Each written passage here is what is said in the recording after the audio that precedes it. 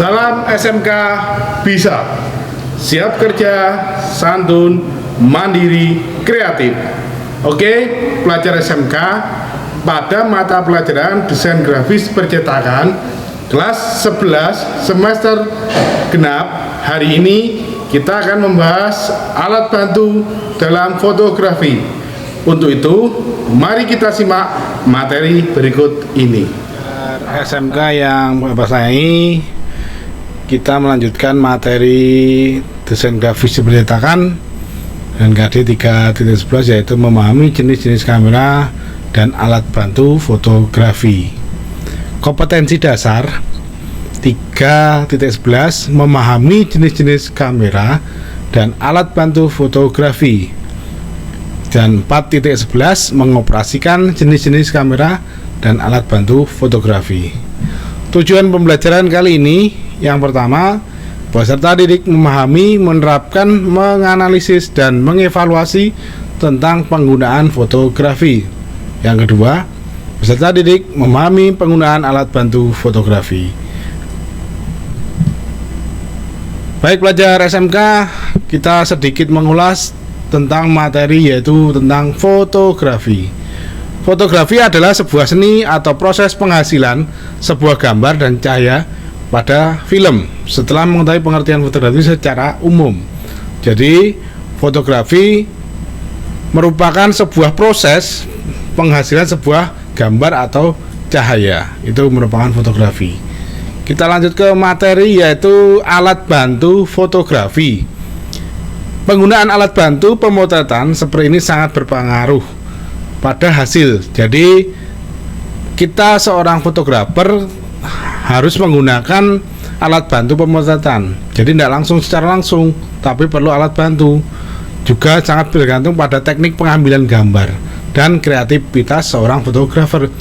Kita hanya misalkan fotografer menggunakan foto biasa, tidak tahu teknik pengambilannya bagaimana dan kreativitas kita bagaimana. Kalau misalkan kita langsung ambil tapi tidak mengetahui teknik pengambilan gambar, mungkin hasilnya akan tidak maksimal. Oke, belajar SMK, yang pertama kita membahas tentang filter.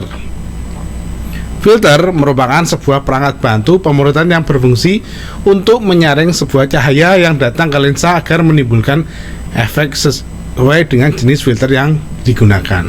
Jadi gambarnya filter seperti itu tuh, pelajar SMK.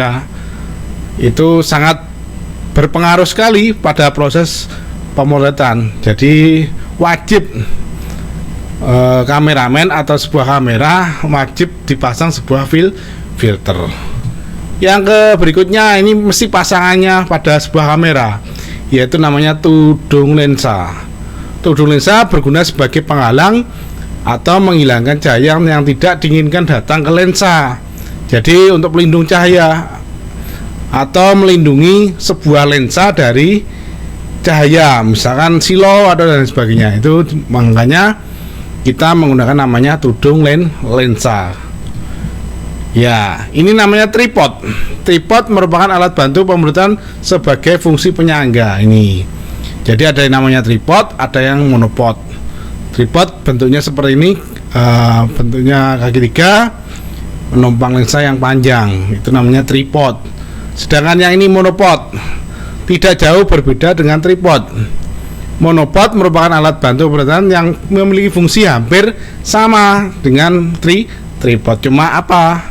Kakinya satu. Jadi yang kakinya tiga apa namanya? Tripod. Sedangkan yang satu kaki yaitu namanya monopod. Berikutnya background. Ini pelajar SMK yang hobi memanipulasi gambar digital, sangat perlu sekali menggunakan background seperti ini. Background atau kain yang sering digunakan untuk berbagi situasi pemotretan seperti pernikahan, pembuatan iklan, pembuatan studio dan sebagainya. Jadi macam-macam background itu, ada yang bersifat pola, ada yang bersifat seperti green screen, ada yang warna biru, merah dan lain sebagainya. Biasanya yang digunakan untuk foto KTP kan warnanya apa? Ada yang merah, ada yang biru. Yang ada contoh pada layar ini itu yaitu green screen warna hijau. Selanjutnya stand background. Ini sama manfaatnya dan sangat penting sekali pada saat kita pemasangan sebuah background. Jika tidak alat ini ya tidak akan bisa dipasang, bisa ditempelkan pada dinding, tapi kan biasanya merusak dinding karena dibaku dan sebagainya. Alat ini sebagai pembantu berdirinya background yang digunakan. Stand background setidaknya memiliki 2 stand untuk penyangga. Ini ya, stand background.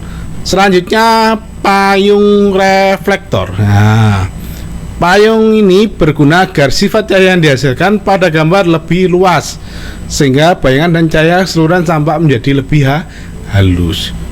Fotografer atau memotret di dalam ruangan perlu menggunakan payung reflektor supaya hasil pencahayaan lebih halus atau lebih luas. Light stand. Nah, ini pelajar SMK. Light stand merupakan alat yang dapat digunakan sebagai penyangga lampu studio. Bahasa apa itu namanya? Digunakan penyangga. Itu ya namanya light stand. Honeycomb.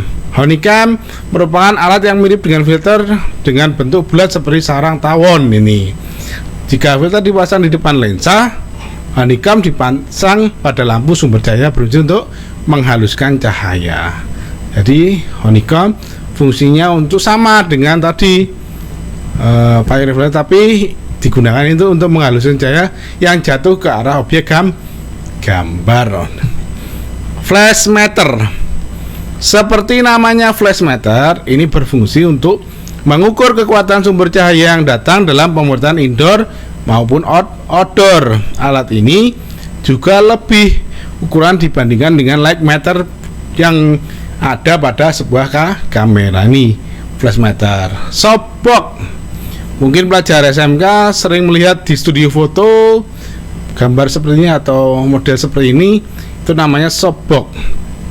Merupakan alat bantu fotografi yang berfungsi sebagai pencahayaan yang lembut. Nah, jadi menghasilkan cahaya yang halus. Itu namanya softbox. Ya, gambarnya seperti ini. Pelajar SMK. Sekarang birddoors. Wah, ini studio foto yang besar ini. Kita biasanya menggunakan birddoors. Merupakan alat digunakan sebagai pengarah datangnya cahaya dari arah sumber cahaya. Digunakan ini. Bentuknya seperti ini, persegi dan berwarna gelap. Biasanya untuk studio foto, fotografi dan lain sebagainya. Strobo. Ya, pelajar SMK. Strobo yaitu alat yang satu ini mirip dengan flash pada kamera, namun ukurannya yang lebih besar. Ya, ini ya, strobo bentuknya seperti ini. Ya, kita lanjut. Trigger. Trigger merupakan flash tambahan yang terpisah dengan kamera, sehingga flash dapat digunakan dengan bantuan gelombang elektro tanpa harus dipasang di bodi kamera. Itu trigger. Cukup efektif untuk membuat cahaya dari arah kita yang kita inginkan. Itu trigger. Alatnya kecil, biasanya dipasang di atasnya kamera. Nah, itu. Lanjut, shutter release. Shutter release juga bisa disebut kabel release karena fungsinya dari shutter release ini sebagai pengganti shutter. Kayak remote, ada tinggal menombol supaya meminimalis terjadi goncangan. Shutter release. Oke, pelajar SMK, anak-anakku, untuk tugas kali ini ada 5. Kita bacakan. Yang pertama, tuliskan salah satu kelemahan dari kamera DSLR. Yang kedua, apa kegunaan viewfinder yang ada pada kamera DSLR. Yang ketiga, jelaskan secara singkat yang Anda ketahui tentang kamera DSLR. Yang keempat, apa fungsi dari filter tundung lensa. Yang kelima, jelaskan fungsi payung dalam pemotretan. Hasil pekerjaan silakan ditulis pada buku materi kalian, kemudian foto. Jangan lupa dikonvert, dirubah menjadi PDF, upload di Google Classroom sesuai dengan mapel dan tugas. Oke, pelajar SMK, 5 soal silakan dikerjakan. Jangan lupa jangan sampai salah kamar, masukkan sesuai dengan mapel yang ada pada Google Classroom. Baiklah pelajar SMK, demikian materi hari ini mengenai alat bantu dalam fotografi untuk pengumpulan tugas melalui Google Classroom. Jangan lupa like, komen untuk mendukung program ini. Klik subscribe dan tekan tombol lonceng supaya tidak ketinggalan informasi. Dan share jika menurut kalian video ini bermanfaat untuk orang lain. Sampai jumpa di video kita selanjutnya. Salam SMK bisa, siap kerja, santun, mandiri, kreatif.